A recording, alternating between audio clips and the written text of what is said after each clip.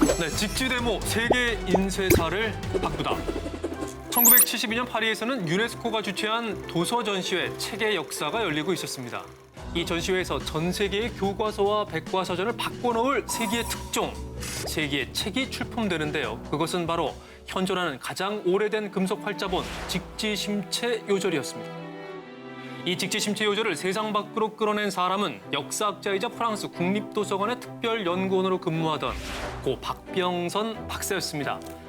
당시 유네스코에서 주최한 도서 전시회에 출품할 한국 도서를 찾던 박병선 박사는요, 서구에서 낡은 책 한 권을 발견하게 되는데요. 구한말 주한 외교관이었던 콜랭드 프랑시가 사들여 프랑스로 반입한 문화재 중 하나였습니다. 그 이후 프랑스 국립도서관에 기증한 건데요. 그런데 이 책의 마지막 구절을 확인한 박병선 박사의 심장은 무척 요동치기 시작했습니다. 왜요? 우왕 3년 7월 금속 활자로 인쇄했다. 여기서 우왕 3년은 1377년으로 당시 가장 오래된 금속 활자본으로 인정받고 있던 구텐베르크 42행 성경보다 무려 78년이나 앞선 그야말로 세계 인쇄사를 바꿀 책이었던 겁니다. 메이드 인 코리아. 그래서 박병선 박사는 직지심체 요절을 책의 역사 박람회에 현존하는 가장 오래된 금속 활자본으로 출품했을 뿐만 아니라 평소 알고 지냈던 시일보의 파리 특파원 신용석 기자에게도 이를 알려 국내에도 대대적으로 보도가 됐는데요. 하지만 프랑스인 동료들은 처음에 한국 책이 세계 최초의 금속 활자본이라는 박병선 박사의 말을 인정하지 않았습니다. 그래서 박병선 박사는 직지심체 요절이 금속 활자본이라는 사실을 입증하기 위해 그때부터 피나는 연구를 시작하는데요. 금속 활자의 특징을 확인하기 위해 직접 납으로 주형을 만들어 보다가 집에 불을 낼 뻔한 일까지 있었다고 합니다. 결국 글자를 확대했을 때 보이는 미세한 반점 등 물적 증거를 확인할 수 있었습니다. 그리고 마침내 직지심체 요절이 현존하는 가장 오래된 금속 활자본으로 유네스코 세계 기록 문화유산에 등재될 수 있었습니다. 한번 박수 한번 쳐야 되는 거 아닌가요? 예. 대단합니다. 예.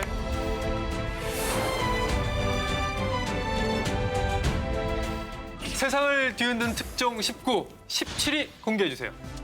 49년 만에 알려진 방치된 역사. 1950년 7월 충북 영동군 노근리. 노은이 사건. 자, 6.25 전쟁이 발발한 직후 대피를 돕겠다는 미군을 따라 노근리 주민들은 피난길에 올랐습니다. 그런데 피난하는 도중 갑자기 머리 위로 전투기가 날아들더니 그 전투기는 피난 행렬을 향해 공격을 퍼붓기 시작했습니다. 자, 피난민은 도저히 믿기지 않는 상황이었지만 쉴 새 없는 무자비한 공격에 일명 쌍굴다리로 불리던 굴다리 밑으로 피신했는데요. 그곳에서도 도망가려고 나오는 사람들을 모두 쏘아 죽였다고 합니다. 기억납니다. 아픈 역사적 사건이죠. 너무나 아픈 역사죠. 자, 그렇게 학살 사건이 일어나고 10년 뒤 유족들이 서울에 있는 주한미군 소청사무소에 공식적인 사과와 손해배상을 요구하면서 세상에 알려지기 시작했는데요. 이때 이 노근리 학살 사건에 주목한 이들이 있었습니다. 바로 미국 A통신의 최상훈, 찰스 헨리, 마샤 멘도사 기자들이었습니다. 자, 이들은 이 노근리 학살 사건의 진실을 파헤치기 위해 먼저 미군의 공식 문서를 샅샅이 뒤졌습니다. 자, 그런데 거기서 미군이 주민들을 공격한 것이 이미 사전에 철저히 계획된 일이라는 것을 알게 됩니다. 뿐만 아니라 마사 멘도사 기자는요, 당시 참전용사 명부에서 노근리 주변에 주둔한 전역군인 수백 명을 일일이 추린 뒤에 한 명 한 명에게 직접 전화를 걸어 노근리 학살 사건에 대해 취재했고요. 마침내 결정적인 증언을 듣게 됩니다. 사실은 북한 인민군이 숨어 있을지 모른다고 노근리 부근 민간인을 적으로 간주하라고 명령을 받았습니다. 진짜 가슴 아픈 내용이네요. 예. 자, 결국 이렇게 약 10여 명의 미군들의 증언을 통해 무려 반세기 만에 감춰졌던 역사의 진실을 밝힐 수 있게 됐고요. 이 세 기자는 이 사실을 1999년 9월 29일 The Bridge at 노근리, 자, 노근리 다리라는 기사를 통해서 전 세계에 보도했습니다. 이후 2001년에는 클린턴 대통령이 미국민을 대신해 노근리 사건의 깊은 유감의 뜻을 전한다라고 지난날 잘못을 인정했습니다. 참고로 이 기자분들에게 진정한 기자 정신이 느꼈던 부분이 노근리 기사를 작성했던 마샤 멘도사 기자는요, 최근 또 한국을 방문해서 네. 노근리 학살 유족회가 마련한 영동 위령제에 참석을 했는데요. 생존자 유족들은 억울한 사건을 밝혀줘서 고맙다라고 뜻을 전했는데 그녀는 이렇게 얘기했다고 합니다. 전 그저 생존자들의 얘기를 들었습니다. 기자로서 나의 일을 한 것에 불과합니다라고 얘기를 했습니다. 아일랜드를 바꾼 여기자의 집념. 1990년대 중반 아일랜드 S신문사의 기자로 활동하던 베로니카 게린. 범죄 사건 전담 기자였던 그녀는 강도 사건에 연루된 범죄 조직을 조사하던 중에 정보원을 통해 중요한 사실을 듣게 됩니다. 당시 아일랜드를 병들게 한 사회 문제인 마약 밀매가 거대 범죄 조직과 연루돼 있다는 것이었죠. 그때부터 사회 부조리를 뿌리 뽑기 위해 베로니카 게리는 마약상들의 카르텔을 추적하기 시작했습니다. 하지만 그녀가 진실에 한 발 한 발 다가갈수록 범죄 조직은 베로니카 게린이 가족들과 살고 있는 집에 총격을 가하기도 했고요. 몇 달 뒤인 1995년 1월에는 집에 의문의 남자가 침입해 그녀의 머리에 총을 겨누기까지 했습니다. 와, 지금 직접적인 위협이 있었네요. 결국 이 일로 베로니카 게리는 허벅지에 총상을 입기까지 했죠. 진짜 총을 맞았네요. 그러나 베로니카는 부상당한 상태에서도 범죄 조직의 보스들을 직접 찾아가는 등 취재를 멈추지 않았습니다. 멈추지 않는 살해 협박에도 정의와 기자의 소명을 저버리지 않은 베로니카 게린. 하지만 1996년 6월 아일랜드의 수도 더블린 근교에서 차를 몰고 가던 그녀는 오토바이를 탄 마약 밀매 조직원이 쏜 총알을 맞고 결국 사망하고 말았습니다. 이 안타까운 죽음이 알려지면서 아일랜드에서는 대대적으로 수천 명의 국민들이 거리로 나와 마약 퇴치를 외쳤고요. 그 함성은 거대한 물결이 되어 정치권까지 움직였는데 이 마약 조직에 대한 본격적인 단속이 이뤄지면서 약 150명의 마약 범죄자들이 체포됐고요. 2000년에 게리는 국제 언론인 협회에서 선정한 50인의 언론 자유 영웅 중 한 명으로 선정됐습니다. 팩트 하나만을 위해서 달려갔던 한 여기자의 집념이 세상을 바꿨어요. 대단한 것 같아요. 진짜.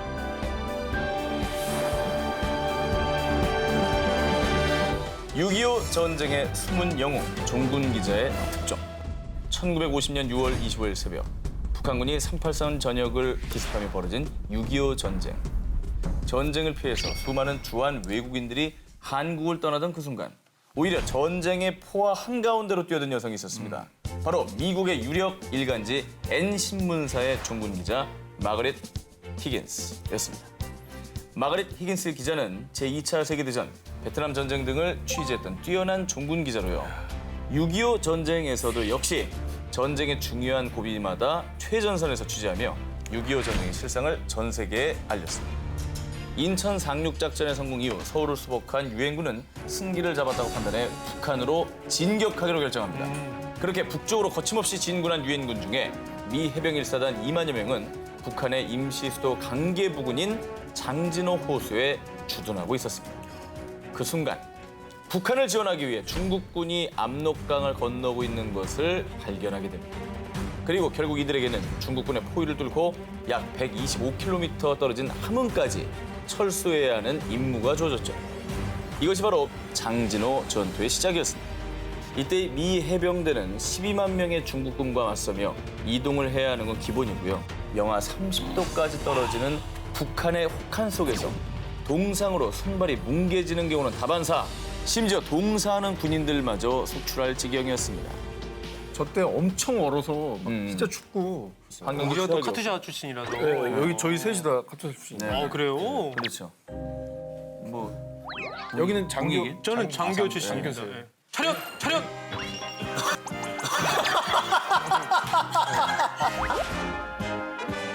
그리고 이 상황에서 군인도 아닌 또 기자이기 전에 한 여성이었던 히긴스 기자는 전장의 참상과 함께 미군이 2주 만에 중공군의 포위를 뚫고 흥남에 도착해 수많은 피난민들을 구할 수 있었다는 소식까지 이렇게 6.25 전투의 상황과 성과를 생생히 보도했습니다. 대단합니다.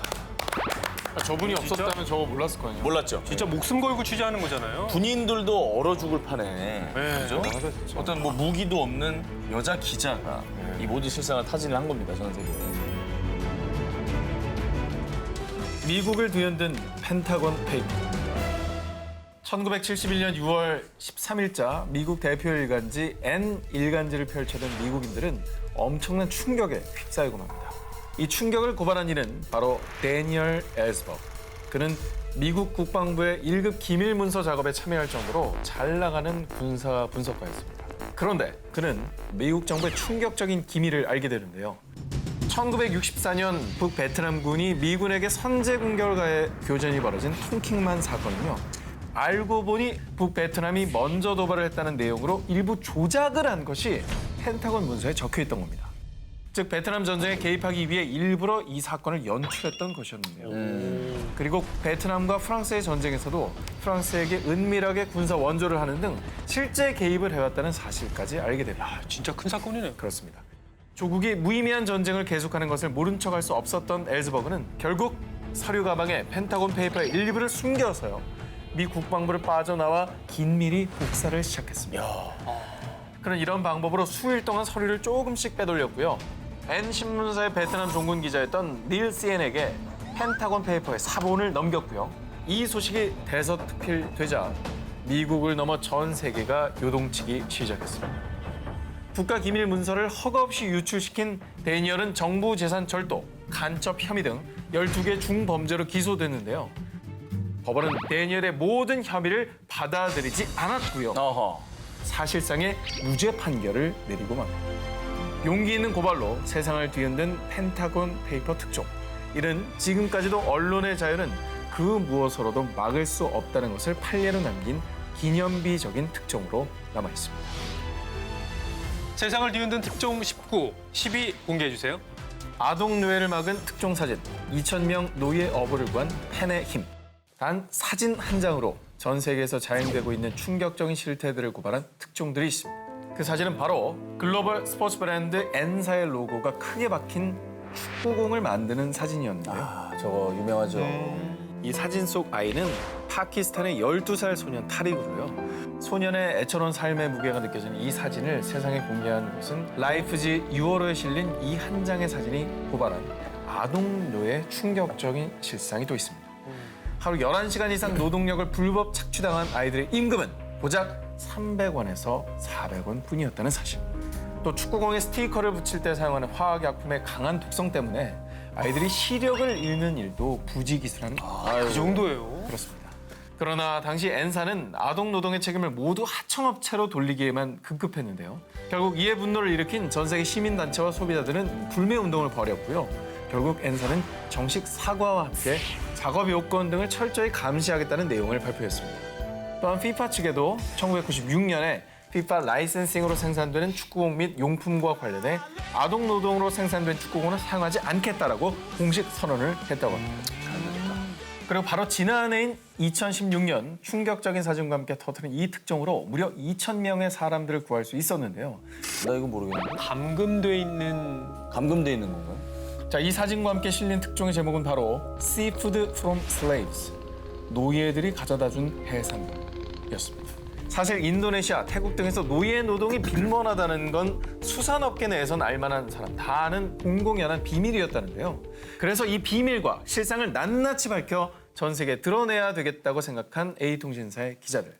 로빈 맥다원, 에스터 투산, 마지 메이슨, 그리고 마사 멘도사까지. 참고로 마사 멘도사 기자는 앞서 제가 전해드렸던 그래요. 노근리 양민 학살을 최초 보도한 마사 멘도사는 정말 예. 우리가 요즘 기억을 갑이네요. 해야 된다.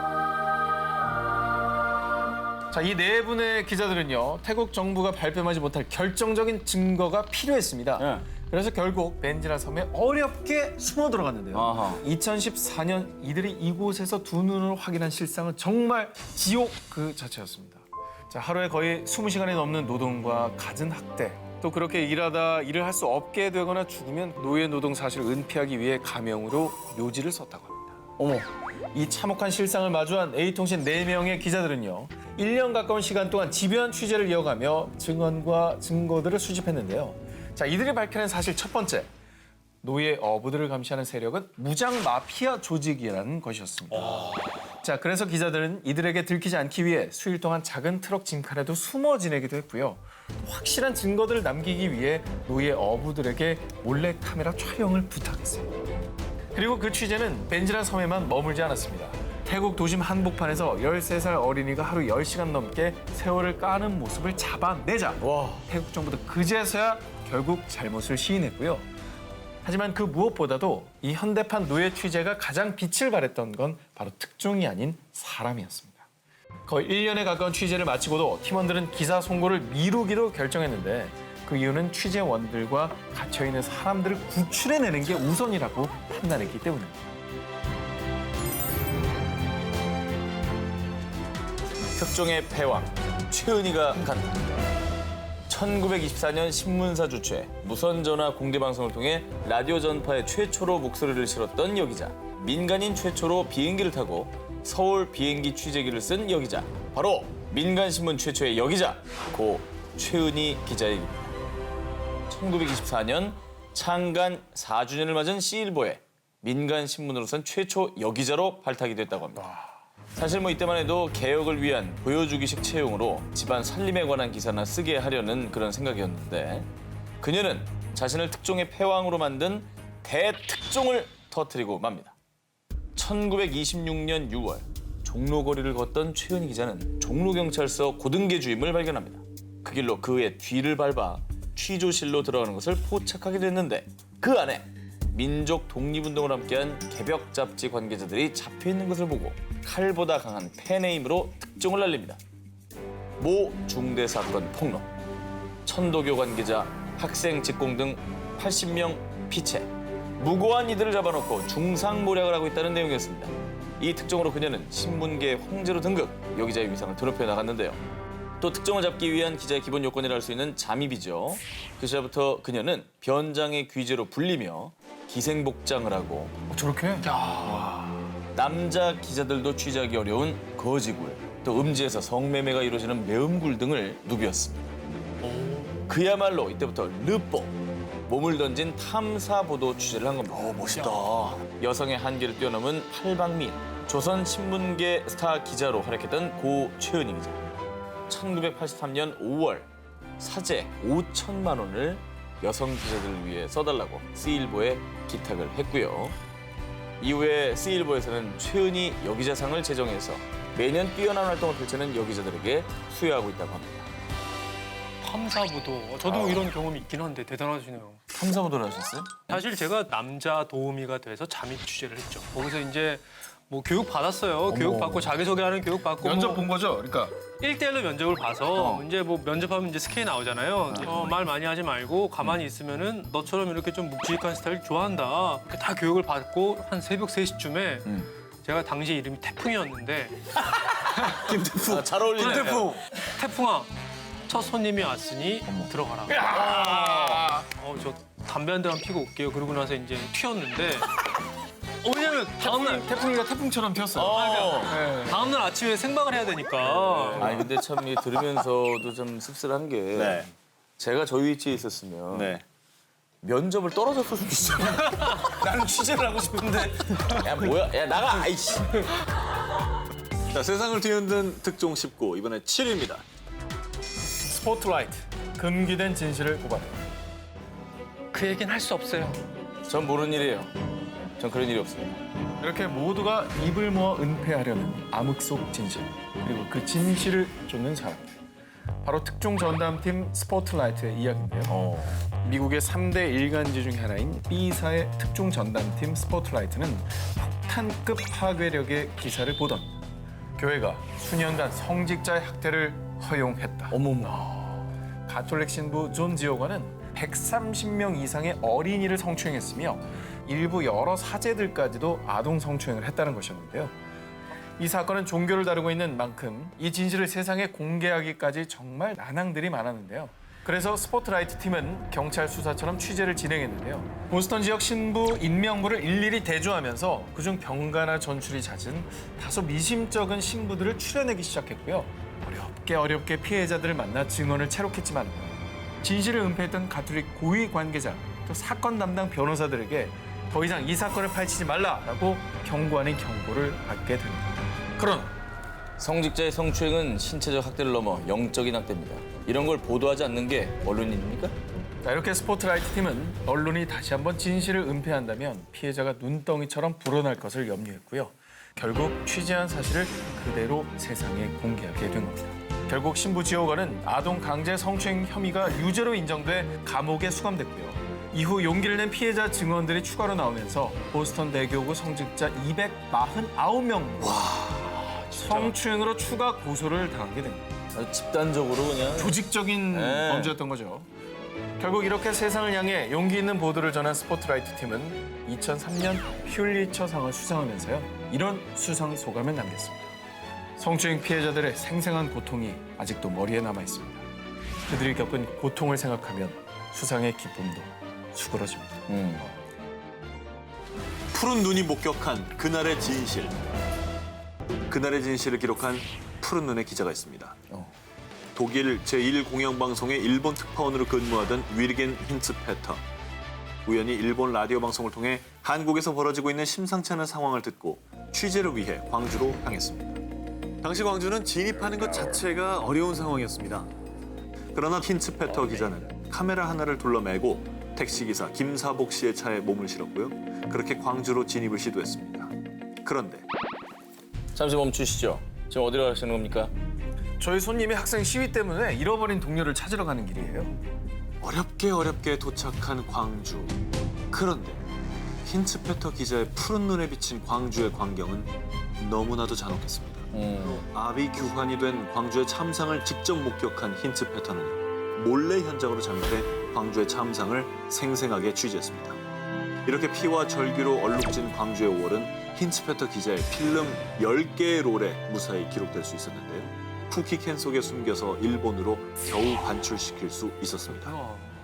결국 이 필름은 1980년 5월 22일 독일 TV 뉴스를 통해 전 세계에 알려지게 됐습니다. 5.18 광주 민주화 항쟁을 전 세계에 최초로 알린 분이 바로 힌츠페터 기자였던 겁니다. 그 뒤 2003년에 국내 H신문사가 주관하는 제2회 송건호 언론상을 수상하게 됐습니다. 그리고 지난해 힌츠페터 기자는 79세를 일기로 별세하셨는데요. 광주 북구의 민족 민주 열사 묘역에 고 힌츠페터 기자의 유품과 머리카락 일부 등이 잠들어 있다고 합니다.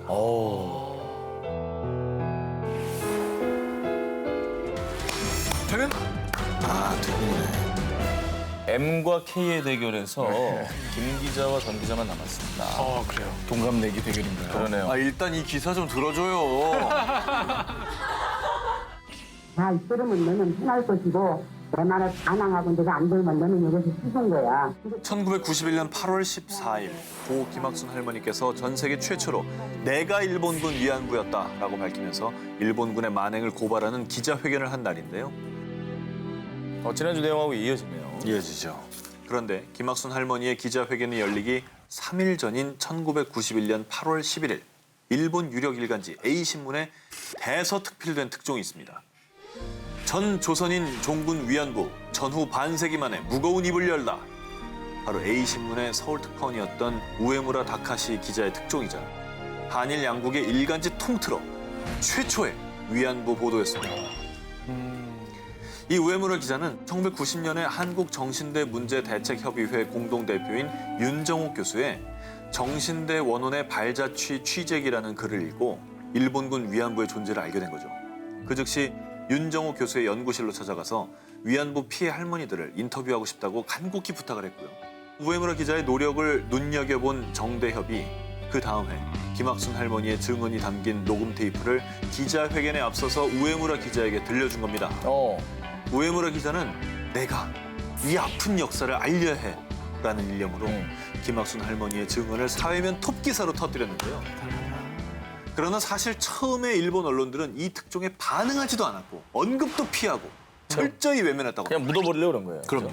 하지만 사흘 뒤 김학순 할머니의 기자회견이 열리고 국제사회의 위안부 문제가 중요한 이슈로 떠오르면서 일본 언론과 우익들은 분풀이하듯이 우에무라는 국익을 해치는 날조 기자다! 라면서 비난을 퍼붓기 시작합니다. 날조란 말을 저기다 갖다 붙이네.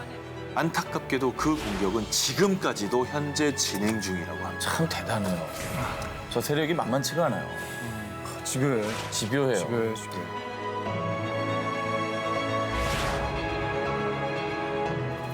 1급 특종, 내 나라를 고발합니다.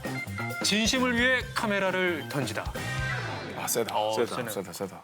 세상을 뒤흔든 특종 19, 1위 후보 나갑니다. 미국의 다큐멘터리 감독 로라 포이트라스에게 한 통의 메일이 도착합니다. 전 정보기관 수석 분석가입니다. 미국 국가안보국인 NSA가 우리 국민과 외국인들을 상대로 한 무차별적인 대량 통신 도청과 감청에 대해 폭로하고 싶습니다.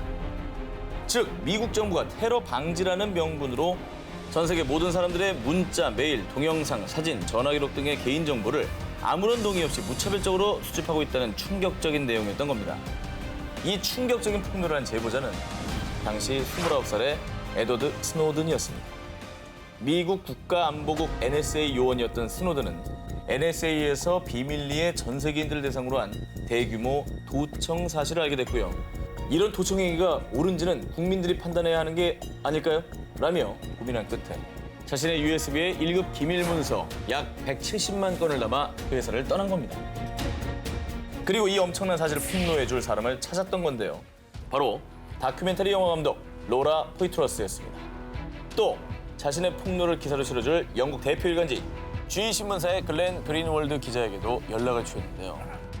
마침내 3일 뒤 세 사람이 긴박하게 준비한 특종이 영국 G신문을 통해 만천하에 공개됩니다. NSA가 수백만의 전화 통신 기록을 수집하고 있다. 전 세계를 감시하는 감시 데이터 프로그램이 존재한다. 이 특종은 그야말로 전 세계를 쥐고 흔들었습니다. 엄청났죠. 결국 이 특종은 미국의 법안까지 바꾸게 되는데요. 당시 미국 대통령이었던 오바마 전 대통령이 감청 사실을 일부 인정하면서요. NSA의 무차별적인 개인정보 수집에 제한을 두는 미국 자유법이 의회를 통과해 새 법안이 제정된 것입니다. 정말 21세기의 가장 큰 사건 중에 하나죠. 엄청나게 전 세계를 그냥 뒤흔들었죠. 자, 세상을 바꾸는 건 어떤 힘이나 권력만으로 되는 게 아닙니다. 그래서 오늘 저희 프리한 식구에서도 좀 더 나은 세상을 위한 역대급 고발과 폭로를 준비했습니다. 작은 용기가 만든 정의, 지금 고발하러 갑니다. 그러면 19위부터 공개합니다. 21세기 아우슈비츠, 호주 강제 수용소. 지금 이 시각에도 세계 곳곳에는 갈 곳을 잃은 난민들이 있습니다. 2015년 기준 세계 난민 수는 무려 2,130만 명. 그중에서 난민이라는 이유로 인권을 유린당하는 이들이 있는데요. 지금 알려드릴 이 고발은 지난 2016년 8월 9일 영국 유력 일간지에서 폭로하게 됩니다. 자, 이 폭로 속 주인공들은 바로 남태평양의 작은 섬 나우루의 호주행 난민들. 참고로 호주에서는 배를 타고 호주로 망명을 해오는 난민, 일명 보트피플을 수용하기 어렵다며 인근 섬나라인 나우루와 파푸아뉴기니에 일정 비용을 지급하고 난민을 보내는 태평양 해법을 시행하고 있는데요. 자, 그런데 그렇게 보내진 난민들이 겪고 있는 실상은 참혹 그 자체였습니다. 영국 일간지에서 몰래 입수한 일명 나우루 보고서. 이 안에는 폭행과 성적 학대 등 무려 2,116건의 인권 유린 사례가 담겨져 있는데요. 수용소 내 남성 보안 요원은 여자아이에게 신체를 노출하는 조건으로 샤워 시간을 더 주거나 자, 심지어는 10살도 되지 않은 어린 소녀가 성폭행을 당하기까지 했습니다. 이야, 생각했던 것보다 훨씬 참혹하네요. 정말 신락 같은 희망을 안고 호주를 향했던 난민들은 호주 정부의 무관심한 방관 그리고 수용소의 안일한 관리 실태에 분노한 사람들은 SNS를 통해 샵 Bring them here. 난민들을 여기로 데려와라. 샵 Close the camp. 캠프의 문을 닫아라 라는 내용으로 해시태그 캠페인까지 벌이기도 했습니다. 현재는 어떤 상태인가요? 네, 현재 호주 당국은요. 영국 일간지에서 폭로한 나우루 수용소의 실태에 대해서 대부분 확인되지 않는 주장이라는 입장을 밝혔습니다. 본인들은 파푸아뉴기니 나우루 수용소에 매년 1조 원을 지원을 했기 때문에 자신들에겐 잘못이 없다는 입장을 밝히고 있는 상황입니다. 난민들을 돕지 못할지언정 2번 죽이는 일이 계속 자행되면 안 되겠죠. 군선거법을 바꾼 한 청년의 고발. 용기 있는 고발로 전국 60만 국군 장병들의 비밀투표 권리를 되찾아준 24살의 청년이 있습니다. 군 부재자 투표의 부정 사례를 폭로한 이지문 씨. 1992년 3월 전국에서는 제14대 국회의원 선거를 앞두고 부재자 투표를 진행하고 있었습니다. 하지만 당시 군복무 중이던 일부 군인들은 본인이 지지하는 후보에 투표할 수가 없었습니다. 당시 이지문 중위가 근무하고 있던 부대에서는 기표소가 아닌 중대장실에서 투표를 진행했습니다. 그리고 무조건 1번 찍어. 이렇게 상관의 명령하에 그리고 상관이 보는 앞에서 당시 여당 후보였던 1번에 투표를 해야 했습니다. 민주주의에서 있을 수나 있는 얘기입니까? 말이 안 되죠. 그런데 이때 이지문 중위는 선거를 이틀 앞둔 1992년 3월 22일 큰 용기를 내게 됩니다. 기자회견을 통해서 군대 내에서 일어나는 부정선거를 폭로한 것입니다. 그리고 곧바로 대한민국에 큰 파문을 일으켰는데요. 하지만 이지문 중위의 고백은 거짓말처럼 조작되기 시작했습니다. 이지문 중위의 말은 거짓말입니다. 투표는 정당한 절차를 밟아 진행됐고 정신교육도 없었습니다. 역시 또 뭐 뭔가 압박이 있었겠죠. 이렇게 증언을 좀 하라 이런 일이 있지 않았을까요? 저기야말로 정말 내부 고발이 쉽지 않은 상황이었겠습니까? 뭐 군대에 있는 네. 어떤 군인이 쉽지 않죠. 결국 이지문 중위는 군 전체의 명예를 훼손했다는 이유로 중위에서 2등병으로 강등된 뒤 불명예에 제대했습니다. 하지만 그의 폭로에 용기를 얻은 200여 명의 현역 군인들은 언론에 군 부재자 부정투표를 제보, 이지문 중위의 고발에 힘을 실어줬고요. 다행이다. 결국 국방부는 군대 내 부정투표를 시인하게 됐습니다. 그래서 이때 이후로 군 부재자 투표를 군대 밖에서 진행하는 영외 투표제를 실시하게 된 거고요. 군인들도 체육관 또 학교 등에서 상관의 감시가 아닌 중앙선거관리위원회에 참관하에 투표할 수 있게 됐습니다. 아, 정말 대단합니다. 저 한 사람의 힘으로 전체 군대가 바뀌었네요. 스위스 금융계를 발칵 뒤집은 대도. 150년 넘게 스위스 은행의 근간을 이룬 신념, 바로 고객 비밀 엄수 원칙, 즉 비밀주의입니다. 자, 그런데요, 그 철벽 같던 비밀주의 원칙에 가려진 H은행 스위스 지점에 비리를 고발한 한 남자가 있었습니다. 때는 2007년 스위스 제네바에 있는 H은행에서 전산 업무를 담당하던 행정직원 에르베 팔치아니는요, 일부 직원들이 H은행의 비리에 가담하는 것을 알게 됩니다. 고객들이 정부에 신고하지 않은 검은 계좌를 숨겨주는 것은 물론 세금을 물지 않도록 탈세 정보를 제공했던 건데요. 어머, 이 사실을 우연히 알게 된 팔치아니는 이런 부패 결코 두고 볼 순 없어. 내가 나서야겠어. 라며 고심 끝에 H은행의 비밀 계좌와 전 세계 206개 나라 10만여 명 고객 정보를 해킹. 이 정보들이 고스란히 담긴 CD 5장을 들고 퇴사합니다. 영화네, 영화. 자, 그 뒤 먼저 그가 한 일은 테러 활동의 비밀 자금으로 사용되고 있는 계좌들을 확인한 뒤 꾸준히 테러의 위협을 받는 레바논 지역의 한 은행을 연결해 이 정보를 넘기려고 했습니다. 자, 그러나 팔치아니는 오히려 이곳 은행들의 신고로 스위스 경찰에 붙잡히고 맙니다. 몇 시간 신문 끝에 다음 날 다시 출두 명령을 받게 된 팔치아니. 하지만 그는 이 기회를 놓치지 않고 곧바로 아내와 3살짜리 딸을 데리고 고국 프랑스로 피신했습니다. 대단하다. 자, 그렇게 우여곡절 끝에 프랑스의 재무장관에게 무사히 H은행의 비리 정보를 제공한 팔치아니. 그리고 드디어 2015년 2월 전 세계를 발칵 뒤집어 놓은 사상 최대의 검은 돈 스캔들 스위스 릭스가 터지게 된 겁니다. 자, 그리고 이 팔치아니 리스트 덕분에 철벽 같았던 금융계의 비리를 뿌리 뽑을 수 있었고요. 그동안 스위스 정부가 지켜왔던 은행 비밀주의 원칙 역시 이 계기로 사실상 사라지게 됐습니다.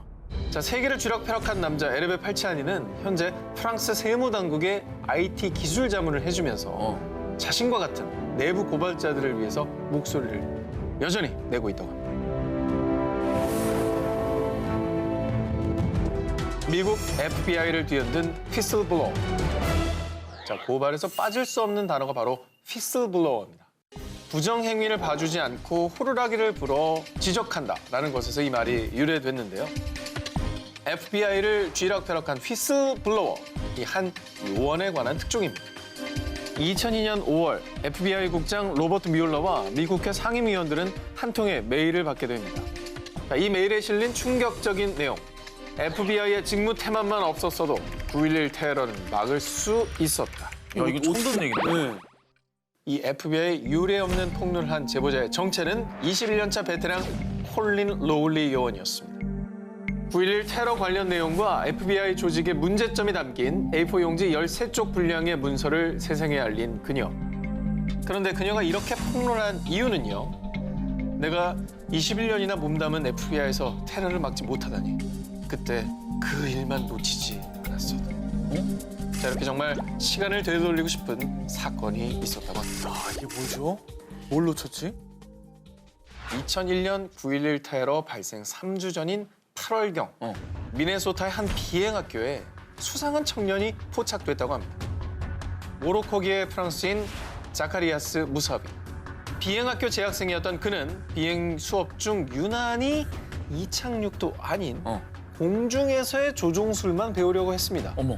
그래서 이를 수상히 여긴 학교 교관들은 은밀히 FBI에 연락을 취했지만 별 조치를 취하지 않았고요. 그리고 얼마 뒤엔 무사비가 여객기 창고에서 폭탄으로도 사용될 수 있는 747 조정 장치를 훔치려다가 또다시 적발되어 교관들이 다시 한번 FBI에 제보했는데요. 하지만 본부에선 애들 장난인데 뭘 그렇게 예민해? 그렇게 할 일이 없어?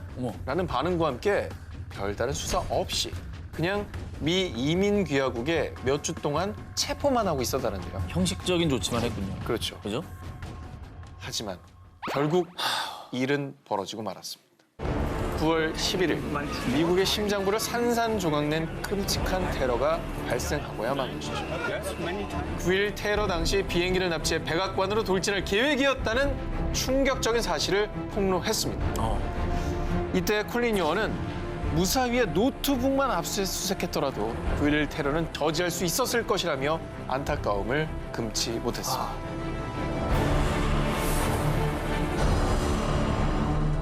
미국 최대 제약회사를 고발합니다. 2009년 9월 세계 3대 제약회사인 P제약회사는 23억 달러, 한화로 약 2조 8천억 원의 천문학적인 벌금을 물게 됩니다. 이 P회사는 남성 성기능장애 치료제 비아그 B를 만든 유명 제약회사입니다. 1992년부터 P제약회사의 영업 담당으로 근무한 코프친스키. 그는 일을 하면 할수록 큰 갈등과 고민에 빠지게 됩니다. 그 이유는 판매한 약 중에 일부 약은 식품의약국으로부터 약효를 인정받지 못한 데다가 치명적인 부작용이 있었기 때문입니다. 그리고 의사를 속여서 약을 판매하라는 지시까지 떨어졌다고 하는데요. 자사의 약을 최대치로 환자에게 처방하기 위해서 의사들을 호화 리조트로 초청해서 향응을 제공하고 검은 돈인 리베이트까지 건넸다고 합니다. 이렇게 순전히 이익을 위해 환자들의 생명을 위협하는 약을 판매해야 하자 영업사원 코프친스키는 죄책감에 몹시 괴로워했고요. 결국 이런 비리를 참지 못해서 고심 끝에 부정주장법에 따라 변호사의 도움을 받아 소송을 제기하게 됩니다. 하지만 그와 동시에 고난과 긴 싸움이 시작이 됐습니다. 그랬겠지. 12년간 근무한 회사에서 하루아침에 해고를 당하게 된 건데요. 그리고 무려 6년이라는 긴 법정 싸움 끝에 결국 2009년 P제약회사의 모든 부정행위는 사실로 밝혀졌고요. 불법 판촉 혐의 등으로 제약회사 사상 최대 벌금인 약 2조 8천억 원을 징수하게 된 것이라고 합니다. 그리고 단순히 P제약회사뿐 아니라 이 사건을 계기로 환자들의 건강을 담보로 폭리, 또 부정행위를 취하는 여러 제약회사의 불법 판촉 조사가 본격적으로 시작되는 계기를 마련했다고 합니다.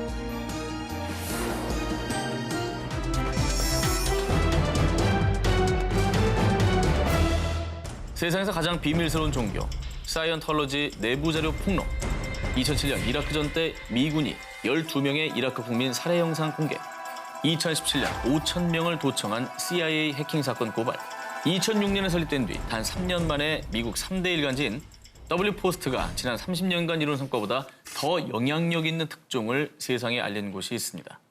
바로 전 세계를 대상으로 한 폭로 전문 사이트 위킬리크스인데요. 세상에서 가장 위험한 남자라 불리며 철저하게 베일에 쌓여있던 줄리안 어산지. 올해로 48세인 그는 16살 때부터 시드니 국영통신사의 컴퓨터 시스템과 미 공군이나 미 최대 방산업체 등을 대상으로 해킹을 시작하게 됩니다. 그런데 독특한 점은 악의적인 성격이 아닌 정보의 공유만을 목적으로 했다는 건데요. 그가 이렇게 해킹을 시작한 이유, 정보 유통을 통해 정부의 위법 행위를 저지하기 위함이었습니다. 그리고 2006년 아이슬란드에서 뜻을 함께하는 동료들과 함께 폭로 전문 사이트인 위킬리크스를 만들게 됩니다. 근데 이분들은 도대체 이 엄청난 정보들을 어디서 얻는 건가요? 어산지와 동료들이 기밀 정보를 확보하기 위해서 직접 해킹에 나서기도 하고요. 익명의 제보자로부터 정보를 얻기도 합니다. 참고로 현재 위킬리크스는 기득권 계층이 저지른 수많은 부정부패를 포함 무려 120만여 건이 넘는 기밀 문서를 보유하고 있다고 합니다. 그래서 디지털 시대의 새로운 내부 고발자 줄리안 어산지는 위킬리크스에 대해 이렇게 말합니다. 사람은 가면을 씌워주면 진실을 말하죠. 이제 전쟁은 시작됐습니다. 라고 말이죠. 자, 그리고요. 폭로의 대명사가 된 위킬리크스의 파워. 무려 한 나라의 독재 정권까지 무너뜨렸습니다. 지난 2011년 1월 북아프리카 지중해 연안에 있는 튀니지에서는요. 10만여 명이 거리로 쏟아져 나오며 민주화를 외쳤습니다. 이들이 거리로 나온 이유, 무려 23년간 독재 정치를 하던 벤 알리 대통령을 몰아내기 위해서였습니다. 일명 제스민 혁명이라 불리는 이 변화의 물결은 바로 위킬리크스에서 시작됐습니다. 2010년 11월 28일 위킬리크스는 미국의 공식 외교 문서를 세계에 공개합니다.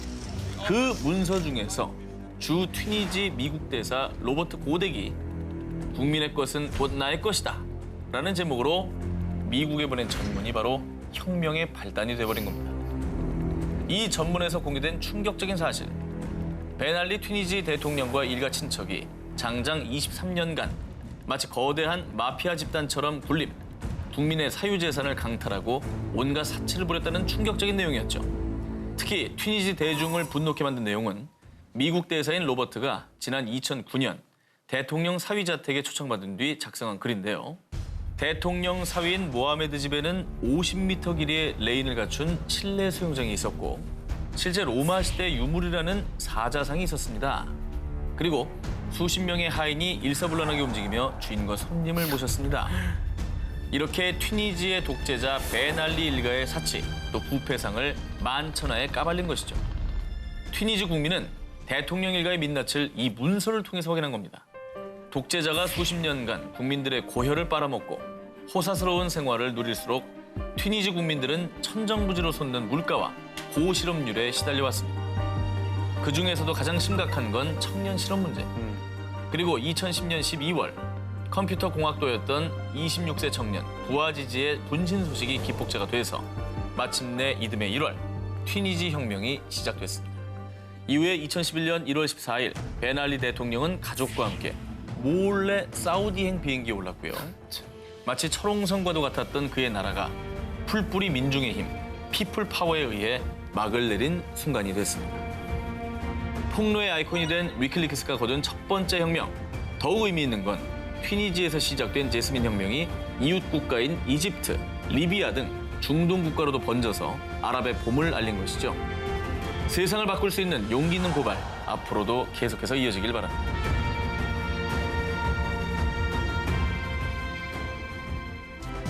군 비리에 맞선 해군 장교의 양심. 2009년 10월 대한민국을 발칵 뒤집은 한 폭로. 군대에서 10억 원대 방산 비리가 일어나고 있습니다. M본부의 한 탐사보도 프로그램을 통해 폭로된 군납 비리. 당시 군납 비리를 고발한 주인공은 바로 계룡대 근무 자원단의 김영수 소령이었습니다.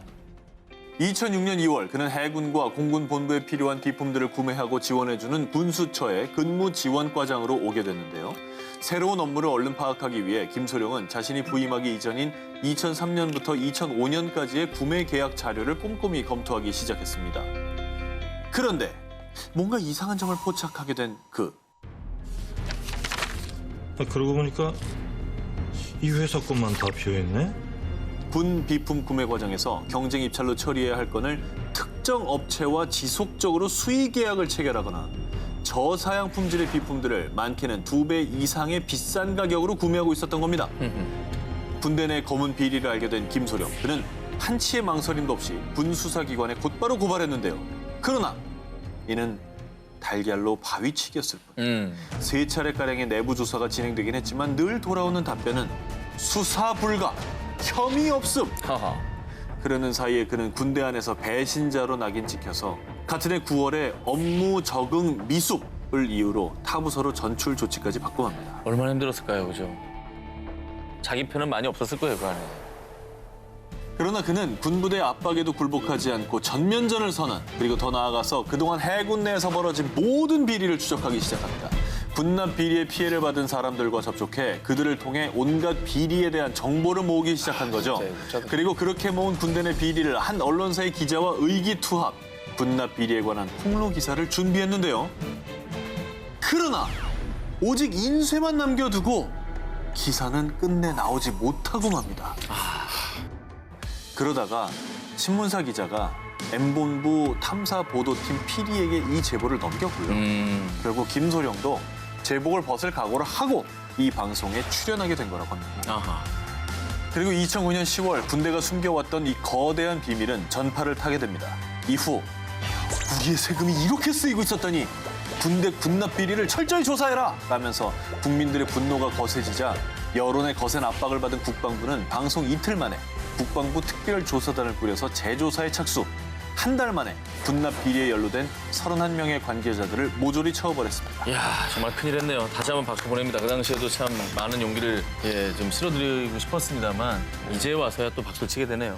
그런데 안타깝게도 모든 사실이 밝혀졌음에도 불구하고 군 내부에서 배신자로 낙인이 찍힌 김소령은 스스로 전역을 택했는데요. 아이고. 그러나 공익 제보자였던 김영수 전 소령은 지난 2016년 공익 제보 전문가가 돼서 제보 상담과 컨설팅을 하며 인생 2막을 시작했다고 합니다. 철벽 같은 군 내부의 검은 비리에 당당히 맞서 싸운 부디 앞으로는 꽃길만 걷길 바라봅니다. 전 세계 얼굴책 가입자를 뒤흔든 고발. 2018년 3월 23일 얼굴책의 창업자이자 괴짜 천재라 불린 저커버그는 전 세계인들에게 사과를 해야 했습니다. And I'm really sorry that this happened. 그가 이렇게 사과한 이유. 얼굴책 가입자 무려 5천만 명의 개인정보를 무단으로 수집한 뒤 가공을 했고요. 이 정보들을 2016년 트럼프 대통령의 선거 캠프에서 제공한 사실이 드러났기 때문이죠. 이 충격적인 사실을 폭로한 것은 영국의 데이터 분석 기업인 C사의 직원이었는데요. 실제 이 업무를 맡았던 직원이었죠. 크리스토퍼 와일리의 용기 있는 고발이 있었습니다. 크리스토퍼는 이 사실을 영국의 진보 신문사인 오지의 캐드 윌러더 기자를 통해 폭로를 했는데요.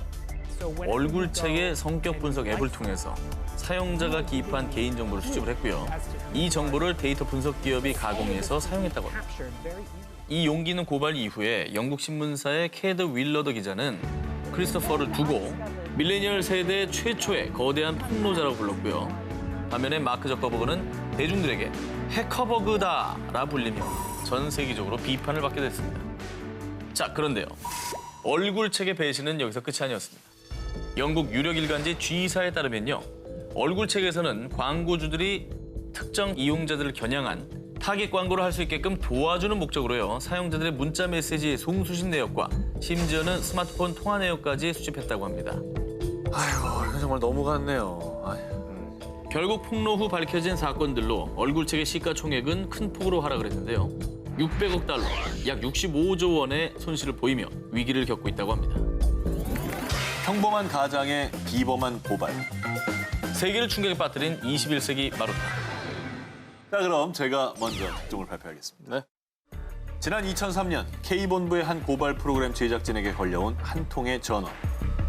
대한적십자사의 비리를 제보하려고 합니다. 그가 조심스럽게 제보한 내용은 바로 대한적십자사의 부실한 혈액관리 실태. 기억나시죠? 그렇게 옛날 사건은 아닌데 잊고 있었네. 저 당시 굉장히 충격을 받았던 기억이 나고.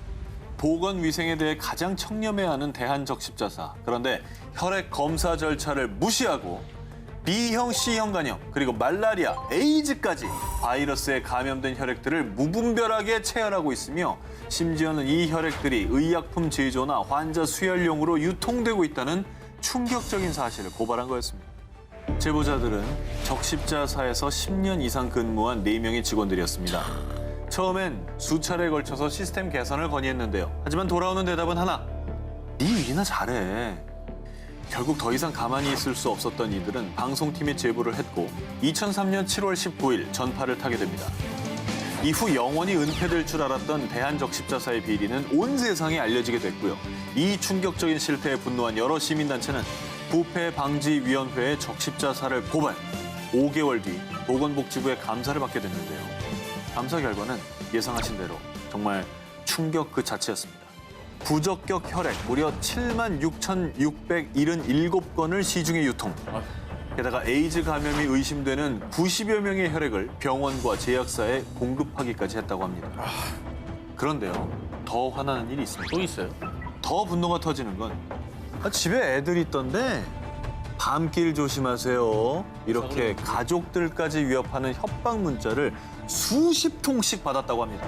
가족을 또 건들면은 가족까지. 마음 약해지거든요.